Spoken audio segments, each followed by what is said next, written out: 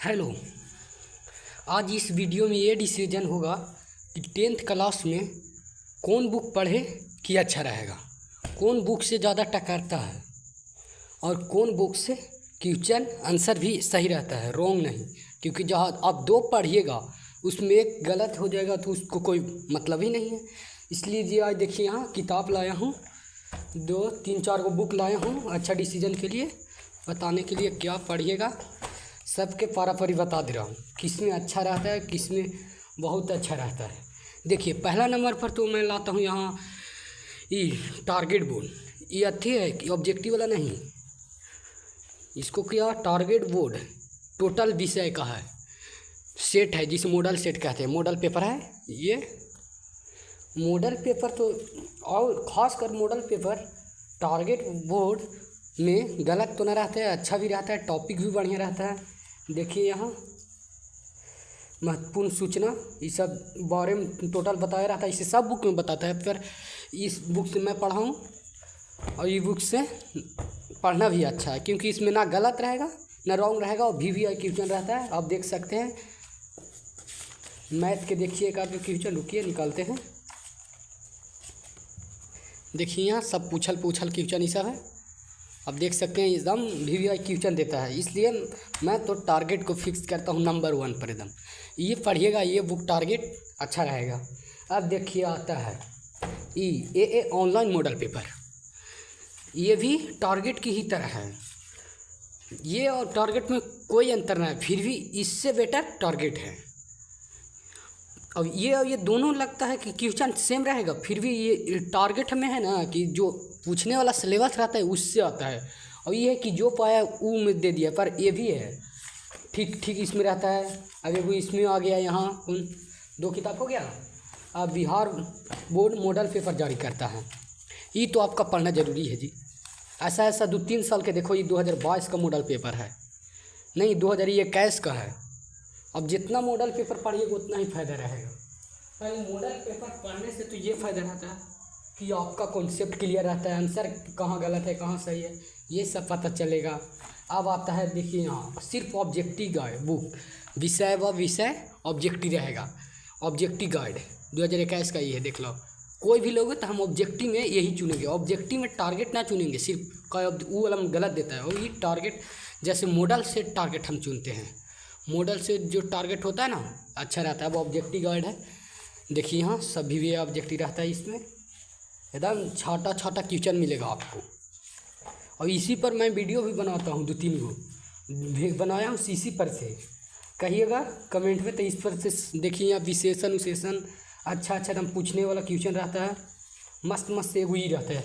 ये ऑब्जेक्टिव के लिए है और इस ऑब्जेक्टिव के लिए क्लियर करने के लिए।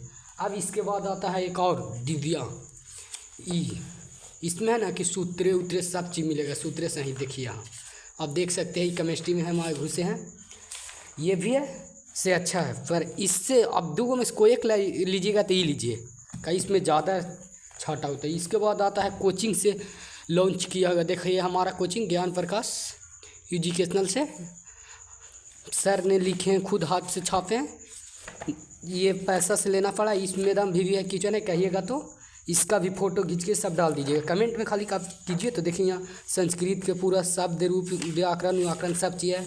और ये वाला आप टोटल पढ़ लीजिएगा ना, सिर्फ ये वाला ये दावा करता हूँ कि 350 तो पक्का देगा। सिर्फ इसमें हर चीज़ कॉन्सेप्ट पर दिया हुआ है। देखिए यहाँ विषय से ये है 100 मीटर या फिजिक्स है, 200 हर चीज़ में क्वेश्चन है। और सब सिलेबस रिसर्च किया हुआ है, सर ये बनाए हैं।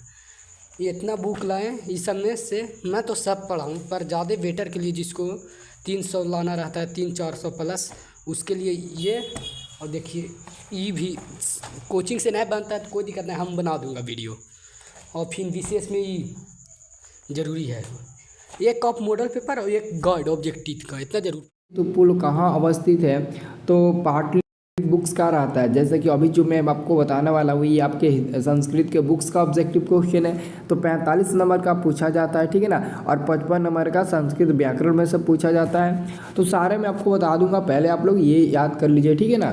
तो पहला नंबर आपका क्वेश्चन है कि गांधी सेतु पुल कहाँ अवस्थित है, तो पाटलिपुत्र आंसर हो जाएगा, ऑप्शन नंबर डी हो जाएगा, ठीक है ना।